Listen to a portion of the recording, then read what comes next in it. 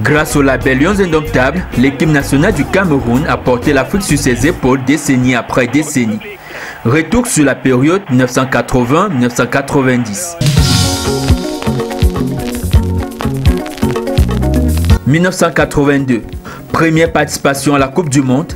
L'Espagne accueille une équipe solide bardée de 3 ballons d'or africains, 5 joueurs évoluant en Europe et presque 10 joueurs du canon de Yaoundé, 3 fois vainqueurs de la Coupe d'Afrique des clubs champions. Mais ils font 3 matchs nuls. Face à l'Italie, 1 minute après le but de Graziani, les attaquants camerounais qui n'ont pas aimé la stratégie défensive de l'entraîneur français Jean-Vincent s'expriment de leur manière. But de Grégoire Mbida surnommé Arantes.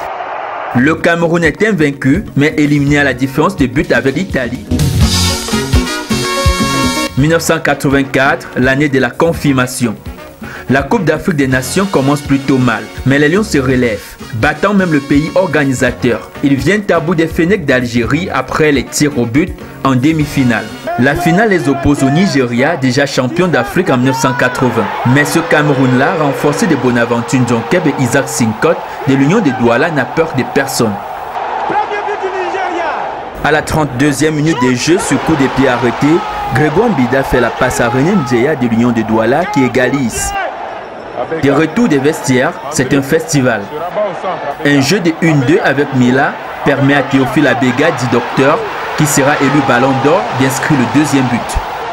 L'addition est même salée grâce à NSC Bonguet.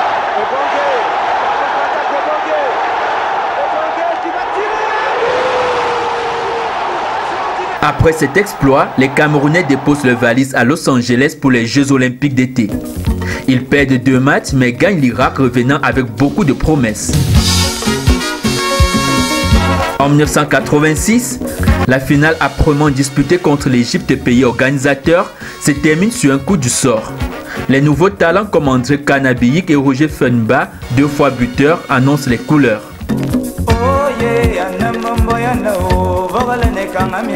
En 1988, les Lions Indomptables renversent l'Égypte d'entrée de jeu.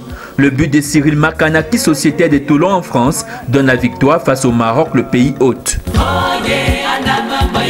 En finale, c'est encore le Nigeria, un peu plus inspiré d'ailleurs. Le Cameroun a ses atouts.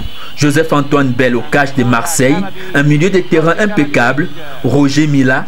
D'ailleurs, fauché à la 55e minute, permet à Emmanuel Koundé de marquer un magnifique penalty. Le capitaine Émile Mbumbu laisse l'honneur à Mila de lever le trophée. Le meilleur buteur venait d'annoncer sa retraite internationale. 1990, malgré les talents d'Afrique, le football du continent n'est pas très respecté dans le monde. Mais le Cameroun, c'est le Cameroun, pour reprendre le président Paul Biya, qui décide de ramener Roger Mila après une Coupe d'Afrique lamentable. En Italie, les Lions Indomptables vont affronter le tenant du titre de la Coupe du Monde, l'Argentine. C'est David contre Goliath. Le 8 juin 1990, François Omambiyik permet au Cameroun d'atténuer l'orgueil de Maradona et compagnie et d'entrer dans l'histoire.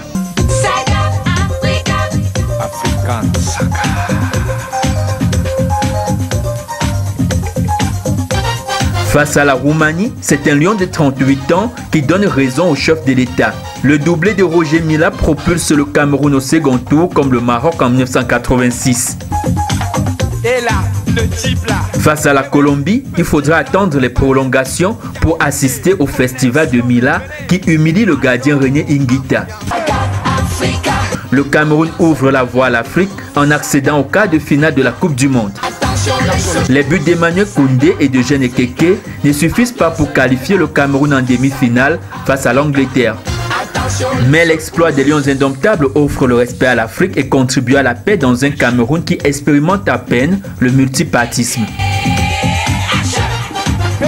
Roger Mila est logiquement élu ballon d'or pour la 2e fois, 4 ans plus tard aux États-Unis, alors qu'il n'a joué qu'un seul match. À 42 ans et 39 jours, il bat ses 2 records.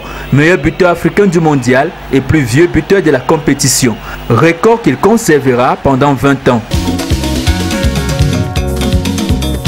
Désormais, le beau football colle à la peau du Cameroun et les Lions indomptables offriront jusqu'à 5 places du mondial au continent africain. Le football est donc devenu pour le Cameroun un instrument de paix, de diplomatie et un déclencheur de passion et de bravoure dans tous les secteurs d'activité. Une véritable religion basée sur le fighting spirit.